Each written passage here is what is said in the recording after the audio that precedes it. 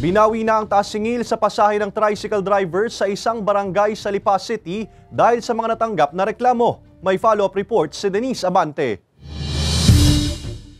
Matapos maiulat kahapon sa GMA Regional TV Balitang Southern Tagalog ang reklamo ng ilang mga pasahero sa barangay Kayumanggi, Lipa City ang biglaang taas singil sa pasahe sa tricycle, hindi na ito itinuloy ng mga tricycle driver. Ayon sa kinatawan ng TODA Kayumanggi, laking abala na rin sa kanila ang reklamo ng mga residente at pasahero. Pansamantala kung sila ipapayag. Dahil gamit naman kay Kapitan. Sabi ng Kapitan, kung papayag sila, lumang react, walang problema. Marami nagre-react.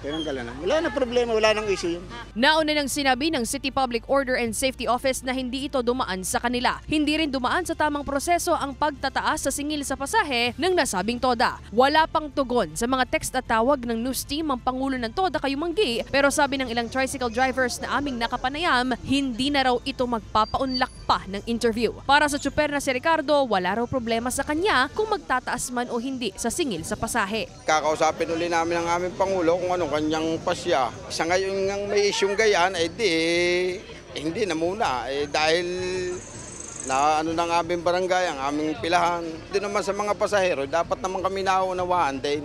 Dahil kahit nga naulan, sila sumakay, sinasakay din naman namin. Umaasa naman ang ilang pasahero gaya ng estudyanteng si Aljan na hindi na tumaas pa ang pasahe sa sinasakyang tricycle.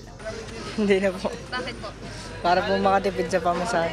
Payo naman ang Pangulo ng Federasyon ng mga Tricycle Driver sa Batangas. Ang kinakailangan lang pong gawin kung halimbawa meron sa kanilang palagay ay sila aggravated doon sa presyo, doon sa isang barangay, sila kumonsulta sa ating sangguniang panglungsod through City Public Order and Safety Tricycle Franchising Division.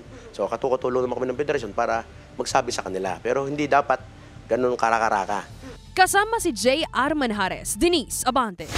Balitang Southern Tagalog.